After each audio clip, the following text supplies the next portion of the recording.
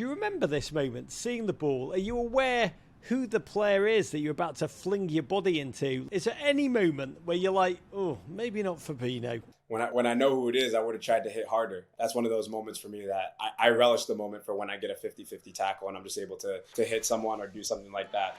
Great to see a challenge like that and both players just get up and get on with it. It's Rog. We back. We, meaning me and a young American who is burning up every single blade of grass in the English Premier League, living out his dreams at Leeds United. And at a time when the World Cup is just 13 days away, we are living the twists and turns of his ongoing hero's journey. So much to discuss in this episode of Tyler Adams' Road to the Cup, presented by Volkswagen. God bless you, VW. Few brands do more for US football. And it's a joy to welcome back the one and only true heat map Jesus. It's Mr. Tyler Adams. Raj, thanks for having me back, man. The photograph that broke the internet, you, Tyler Adams, I believe possibly on Duncan Street, in a Five Guys. What did you order? And did it scratch the hamburger itch? Double bacon cheeseburger. Felt like the timing was right. Coming back home after a victory, long-awaited victory, I should say, against Liverpool. In Liverpool, me and my girlfriend, I told her, I was like, tonight's the night that I just need to go out and kind of veg out. It's going to be the biggest cheat day of the year. Let's get a little taste of home. And we headed into Five Guys. Oh, God bless. Get on it, Five Guys. It's time to dive into the past couple of weeks since we last spoke. And we're going to talk specifically about the last 8 days of football. So let's go back and start with the Arsenal game. Tyler, in which Leeds played so bloody well, truly battled Arsenal, league-leading Arsenal, hand-to-hand, fist-to-fist, but left that game with nothing. Yeah, I mean, first to start on that, I mean, Arsenal's unbelievable team. The way that they're playing right now, they deserve to be top of the table. So it was a heartbreaking one for us, especially after we look back on that game and we're like, wow, we competed with the league-leading team. We dominated in different areas of the game, offensively, defensively. We were sharp. We focused on all the different details of the game, but we just didn't come out with anything. And I think that was kind of the story of our season so far. Leading up to that game was that maybe luck just wasn't going our way when we needed it, or we were performing well but giving up a late goal, or performing well but just couldn't score the goal. So many different scenarios. But that was a game that we reflected on, and we kind of said to ourselves, it will only take one game in our season to turn this thing around quickly. As we're probably going to discuss, that game, I think, came finally later on. To Anfield, the Liverpool game. And I'm not just saying this as a lifelong Everton fan who's cheering for Leeds United States of America like a bad man, but this might have been top 3 football match for me all time, objectively. But for you, Tyler, arriving in Scouse Azteca, Anfield, as a kid who's dreamed of playing in the Premier League his whole life, what was it like, the journey down on the bus into the dressing room, the This Is Anfield sign? Mm-hmm. The overall experience of it was something really, really special to me. And I think, toss the win to the side, although that's the most important to me. That whole experience and taking that in, it was amazing to see what a massive club, obviously, Liverpool is, and just the history, walking into it, seeing the fans and kind of how they are and how passionate they are about our club. Very similar to Leeds in a way. But obviously, for me, Liverpool is one of the biggest clubs in the world. And, this is a club that I played against in Champions League. And unfortunately, I didn't have the opportunity to go to Anfield because we were playing during COVID at the time. So now for me, it was finally like the time had finally come that I was able to play at Anfield under the lights, a little bit of misty rain. It was like, this is what the Premier League is about. And obviously it ended in a very special way, one that we had to battle for. So it was definitely a good reward. Inside 4 minutes, the dream start. Gomez misjudged a back pass to Alisson, slapped it past this stranded keeper and gave Rodrigo a tap in. What emotions do you experience in that moment? The goal, a gift, but my God, if ever a team deserves some luck, it was your Leeds, right? Oh, it was exactly that. I kind of just looked up and I was like, finally, like a little bit of luck is going our way. Like, whether it was, a missed PK against Arsenal when we could have tied the game, or a missed chance here or there, or just giving up a bad goal or something, anything. It was like, finally, it feels like it's going in our favor. And I think that just gave us the adrenaline rush and that extra bit of energy that we needed to be like, it's in our favor today. One of the things I marvelled at this game, you were first over to the celly. And again, we worship your heat map, but I do think you should get added respect for the sheer yards you've got to make up to get to the goal scorer first, as you were miles away when he scored. And you put your forehead against Rodrigo's, you gave him loads. Do you even remember what you said to him at that moment?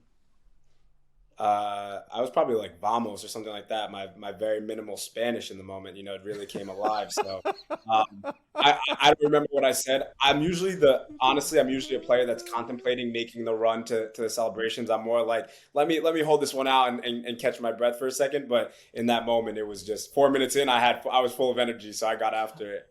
God, you just like charged on in there. That's all you got. Vamos. You were just like, that's Yeah, it. You did all the hard charging, and that is what you delivered. 14 minutes, though, was all it took for Liverpool to respond, set up camp in your final third, rattle one cross after another until Robbo was able to drop one onto Mo Salah's left foot. He caressed it in, and our joy turned to ashes in our mouth. But what was amazing to me about this moment, there'd been so much pressure on you before kick-off, but when you conceded, Leeds' head did not drop at all. Mentally, what happened to you all? Because across the field, your teammates' response was tenacious. Yeah, I mean, you're playing against Liverpool. It's like, the analogy we kind of made before the game, it was like it's like getting in a boxing ring and not expecting to get punched. You're playing Liverpool at home, the best team at home. It's like a fortress there. We know that they haven't lost, but we knew we were going to get knocked down, but it was all about how we were going to respond. And again, it was one of those things. We had the confidence before our own goal. We had the confidence walking out there. We looked at each other. We knew our roles. We knew our jobs. And we weren't going to waver from that. We knew guys needed to step up in big moments and make big plays. So, credit to our goalkeeper. I give him a lot of credit because he played, maybe for him, the best match of his life so far in his young career. And he stepped up in big moments to keep us in the game when we needed it. And then we delivered the kind of the haymaker punch at the end of the game. Yeah, there's something about your play. You were everywhere in this game. It was almost like you thought you could single-handedly tilt the battle for control of midfield in Leeds' favour. There was just a definitive collision with Fabinho, Liverpool's midfield heavyweight. Do you remember this moment, seeing the ball? Are you aware who the player is that you're about to fling your body into like a linebacker? Is there any moment where you're like, oh, maybe not Fabinho? Or are you just like, Fabinho, let me at him. This is a moment I've been waiting for my whole life. Yeah, try. When I know who it is, I would have tried to hit harder. But yeah, I don't care. It doesn't matter for me. I'm just trying, like you said, I feel like more and more, I feel like I'm developing into a role where I can really kind of dictate games and kind of be that player. And I know and obviously trust in my abilities, but that's one of those moments for me that I relish the moment for when I get a 50-50 tackle and I'm just able to hit someone or do something like that. So I think the ball actually went in his favor. I think I hit it off of him into the direction that they wanted to go, obviously. But again, it was just one of those moments where you can try and set the tone. Brendan Aronson also balling out, and there was a moment when he nicked the ball off Joe Gomez. I think Robbo swooped in, fouled him, and then gave him a swift, crafty kick to the chest with the ball. Tell us what you saw and what went through your mind as you swooped on him. Brendan's like my little brother, so in that moment, I kind of just blacked out, and I was just like, "Nah, I'm not having that." We gotta stand up for especially my fellow American on the field, and I know that he'd have my back in any situation as well. So as soon as I saw that happen, I was like, "Nah, that's not happening." How is your chirp game, Tyler? Are you thinking about what you're saying, or does it all just come out of you as if you're speaking in tongues at that point? Yeah, it all comes out to me. It's like Harry Potter when he first realizes he can speak parcel tongue. It's just one of those things. It just happens, and then when people want to chat to me, then they don't realize that it's going to happen the whole game then, because I'm not going to stop. So The Harry Potter, up there with Graham Potter in Premier League excellence. And the winner, Somerville, 89th minute. A slice of magic. Have you seen Jesse Marsh's celebration in that moment? The manic hand and finger strumming moves, the plunging punch. Can you explain what he was going for there? I have seen it, and I have no explanation for it. Can't defend it. Can't root for it. I have no idea what it was. That was just honestly terrible. Oh, it was magnificent. They wrote me off, but I ain't right back moment. At the final whistle, what emotions do you experience? Was it joy? Was it relief? Or were you just immediately like, on to the next? Definitely joy. Definitely joy. It was one that I felt we really wanted to deliver to ourselves because we had the belief in our team for a long time. But, we had to continue with that belief and stay true to ourselves throughout that process because it was hard at moments. You're working on these things and they're working in games, but you're just not happening to get the results that you want. And it's a good feeling for the fans as well because we know that they deserve it. The support that they've given us, obviously throughout the season so far, has just been tremendous, rooting for us in some tough moments and obviously having our backs when we need it. So it was definitely relief as well. You ran towards Jesse Marsh and then you just grabbed him quickly and screamed something and then disappeared down the tunnel. What did you say? I was just like, let's go. I mean, it was something that, again, we've been working on, and he obviously has a belief in this team, and giving players opportunities. Like even Somerville, when he scores that goal, I'm just like, yes. Like I've seen you do it in training, for the past 3-4 months that I've been here, and I know what you're capable of. And now it's like finally coming together. We're having players step up when we need it. The belief is just really there. So it was just a happy moment. So into the Bournemouth game. Again, Ellen Road, an absolute bear pit. Seemed like you had picked up from the opening whistle right where you'd left off. Somerville again driving forward. Penalty, Rodrigo, 1-0 within seconds. Bournemouth have been ferocious on the counter and they had an incredibly quick response. You found yourself 2-1 down at half-time in front of your own fans. What did Jesse say in the locker room? Do you just know that Jesse Marsh gave the halftime speech of the century, perhaps even in German? Definitely not in German. I'm happy that I don't have to hear that anymore. But no, we came in at halftime and he basically just said the way that we were playing towards the end of the second half, carry that into the second half, and we're going to win this game. And again, it was just one of those things where we looked around and we're like, we got to dig deep. If you don't dig deep right now in these moments, then we're not going to get anything out of this game. It's going to be a game that, again, we concede 3 points, and we can't have that, especially not at the moment in our season.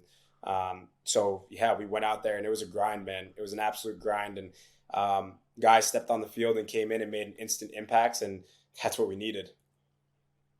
Second half, so many bloody highlights. The 2 goals to come back to 3-3. And as a player, when the momentum swings, what does that feel like? Can you feel the shift? Is it palpable? As soon as we scored our second goal, and obviously what a goal it was, the adrenaline and the momentum in the game from the fans, especially as soon as Ellen Road erupts. If I'm a Bournemouth player, I know I'm about to be in for a long 30 minutes because those fans aren't going to stop. And they were screaming. At one point when we scored the third goal, I thought the fans were going to run on the field. And then when we scored the fourth, I was like, wow. And I remember my girlfriend showing me after the game this picture of someone wearing their Apple Watch saying, the noise is too loud in the stadium. Please be aware of disabled hearing for a little bit or something like that. And on the field, I feel like you don't even experience that fully when you're not in the midst of the fans. But something special is happening. You try to lock in on what you're doing, but you could tell it's erupting for sure. What is it about this Leeds team, your Leeds team, that it will not die, that it snaps back to life like the Undertaker meat? Yeah, young, ambitious, relentless, just go after it, like no matter what. Like it's I don't think we're at the point anymore. I know Leeds they used to say about Leeds, like we were either going to win 6-1 or lose 6-1. But now I think we're more at a place where we have a little bit more stability in our team. But we just go after games. We go after games. We try to score goals. We try to just get after the opponent as much as possible so we don't stop. I mean, you were everywhere in this game. I think I tweeted, Tyler Adams is enormous, 92nd minute, and he's still charging around the field as if he'd just come on. Do you not feel fatigue at all? No, I definitely feel fatigue. Like today, I'm still tired. But by the next match day, I'm fine. In game? No. In game, you do not feel... No, in games, no. I mean, of course, you get tired, but it's just like, for me, it's just more of a mental block. If you ask my mom, if you get punched in the face, you say, it's mental, it didn't hurt. And then, so I kind of just have that thing about me now at this point where it's just like more, it's mental. And I'm going to hear it from my mom after the game if I don't run more, if I don't tackle harder, if I don't do this. So I rather avoid the text from her. Mothers are the single greatest. And at the end of the game, you talked about being aware that you dreamt of this as a kid, but you walked around Ellen Road and the Leeds fans regaled you with a rendition of There's Only One Tyler Adams, and it was magnificent.